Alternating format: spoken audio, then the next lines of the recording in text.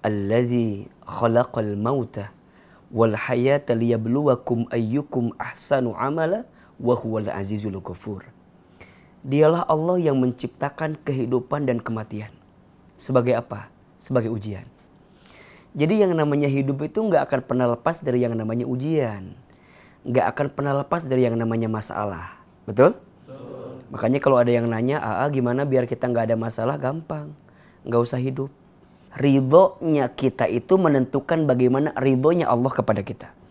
Sebagaimana Nabi SAW bersabda, Inna idhomal jazai ma'a idhomil balai. Sesungguhnya besarnya pahala itu tergantung beratnya ujian, beratnya pengorbanan. Wa inna allaha idha ahabba qawman ibtalahum. Dan sungguhnya Allah kalau sedang mencintai suatu kaum, mencintai seorang hamba, ibtalahum, Allah segerakan ujian kepada mereka. Faman radiya falahur ridho, wa man sakhita falahu sukhtu. Barang siapa yang ridho dengan ketentuan dari Allah, maka Allah ridho kepadanya. Dan barang siapa yang marah dengan ketentuan Allah, maka Allah pun marah kepadanya. Deketin Allah, lebih taat kepada Allah, maka nanti kita akan bisa menemukan hikmah di balik semua masalah yang pernah kita hadapi. Nah berarti kalau kita sikapnya udah baik, tinggal nunggu nanti kebahagiaan yang sedang Allah siapkan di balik kesedihan yang pernah kita rasakan. Kenapa sabar nggak ada batasnya? Karena pahala sabar pun tidak ada batasnya. Yang ada batasnya itu apa? Kemampuan kita bersabar. Ya enggak? Kita aja yang kadang-kadang suka nggak kuat, suka merasa lemah. Padahal Allah tidak akan mungkin memberikan beban kepadamu melebihi batas kemampuanmu. Kamu nanya, Ustaz jawab. Dipersembahkan oleh CDA, ikan olahan bermutu. Assalamualaikum warahmatullahi wabarakatuh. Waalaikumsalam warahmatullahi wabarakatuh. Gimana nih puasanya? Tetap semangat? Semangat. Kira-kira hari ini ada yang mau bertanya nggak? Kok tumben banyak banget? Ini kayaknya masalahnya lagi banyak ya. Tapi saya mau yang perempuan aja ya, nggak apa-apa ya? Oke, boleh yang di tengah silahkan. Saya mau nanya Ustadz. Kamu mau nanya, Pak Ustadz jawab dong. Silahkan. Selama saya menjalani hidup, saya merasa lebih banyak ujian. Tetapi saya meyakinkan diri akan ada kebahagiaan setelahnya. Apakah Allah akan memberikannya Ustadz? Masya Allah, pertanyaannya bagus sekali. Tepuk tangan dong. Kita tuh harus paham dan sadar bahwa di antara ciri kehidupan dunia itu adanya ujian. Betul? Betul. Selama kita hidup, selama itulah kita akan diuji.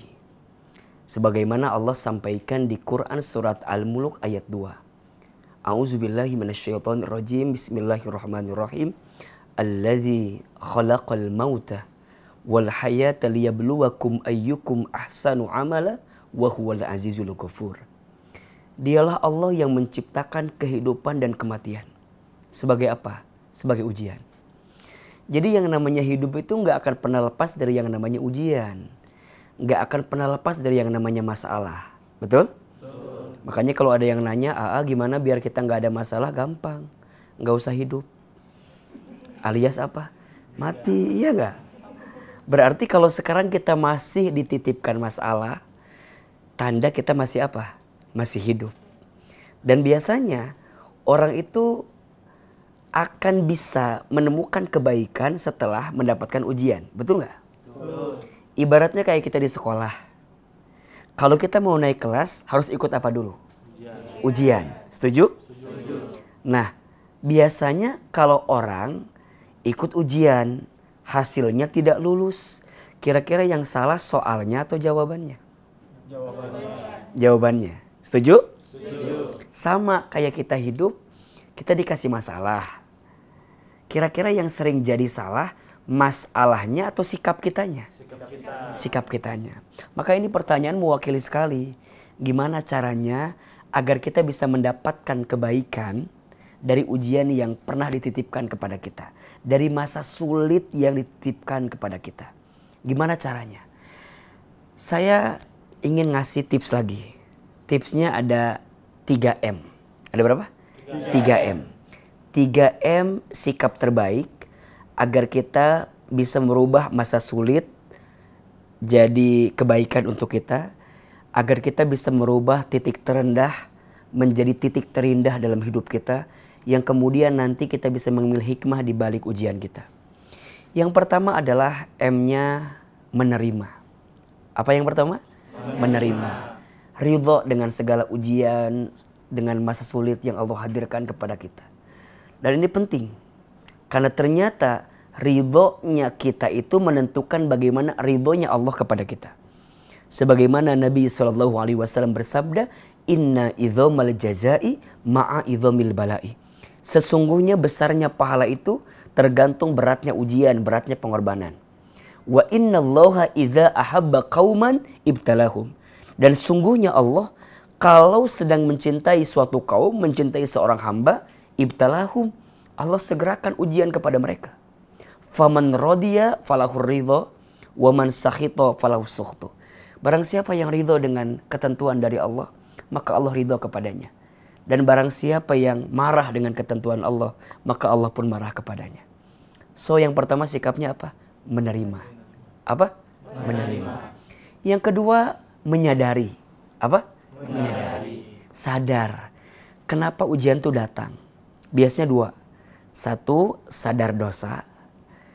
Boleh jadi karena ada dosa yang kita lakukan sehingga mengundang ujian itu datang, mengundang kesulitan itu datang.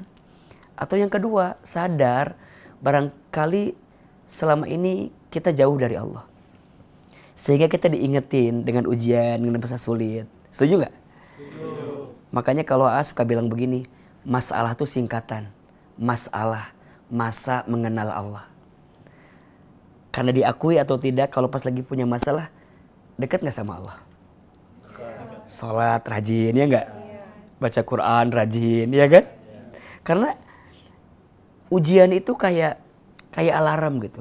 Allah sedang merindukanmu, Allah sedang mencintaimu, dan Allah pengen kamu tuh balik segera ke Allah. Nah, baru yang ketiga, M-nya adalah mendekat. Apa? Mendekat. Mendekati siapa? Allah. Deketin Allah, lebih taat kepada Allah. Maka nanti kita akan bisa menemukan hikmah di balik semua masalah yang pernah kita hadapi. Nah, berarti kalau kita sikapnya udah baik, tinggal nunggu nanti kebahagiaan yang sedang Allah siapkan di balik kesedihan yang pernah kita rasakan. Tinggal tunggu kemudahan yang sedang Allah siapkan di balik kesulitan yang kita hadapkan. Dan itu yang kita pahami semua kan. Fa inna ma'al usri yusra. Inna ma'al usri yusra. Maka sesungguhnya bersama kesulitan itu ada kemudahan. Sesungguhnya bersama kesulitan itu ada kemudahan. Tenang aja. Badai pasti berlalu. Hujan pasti berhenti. Jodoh pasti bertemu kan gitu kan. Makanya di balik semua rasa sakit yang pernah kamu rasakan, percayalah ada rasa sembuh yang akan kamu dapatkan juga. So, belajar untuk lebih yakin kepada Allah. Jangan pernah menghina keadaan, karena malam pun tidak pernah menghina takdirnya menjadi gelap. Jangan pernah menghina keadaan, karena daun pun tak pernah marah kepada angin yang membuat dia harus terjatuh dari ranting pohonnya. Belajarlah menerima. Ketika malam menerima dirinya gelap, kemudian Allah hadirkan bintang dan bulan untuk menerangi kegelapan itu. Itulah hidup kita. Kadang di balik rasa sulit ini kita suka gak kuat kan. Udah gak kuat Ustaz. Sampai kapan Ustaz? Gak kuat Ustaz. Sabar. Semua ada waktunya, semua ada saatnya. Setuju? Setuju. Dan biasanya obat itu rasanya apa? Pahit. Tapi saat kita mau minum, kemudian Allah berikan kesembuhan, jadi manis kan? Ya enggak? Kadang dalam hidup kita harus ngerasain yang pahit-pahit untuk bisa merasakan yang manis di waktu yang akan datang. Kadang dalam hidup kita butuh dibanting agar kita bisa terpelanting di waktu yang akan datang. Orang itu ditempa agar pada akhirnya Allah tempatkan kita pada keadaan yang lebih baik. Maka yakin ya, hidup ini gak sulit terus kok. Hidup gak malam terus, ada siangnya, betul? Gak sedih terus, ada bahagianya. Maka lebih kuat, lebih sabar dengan segala rasa sulit yang kita hadapi hari ini.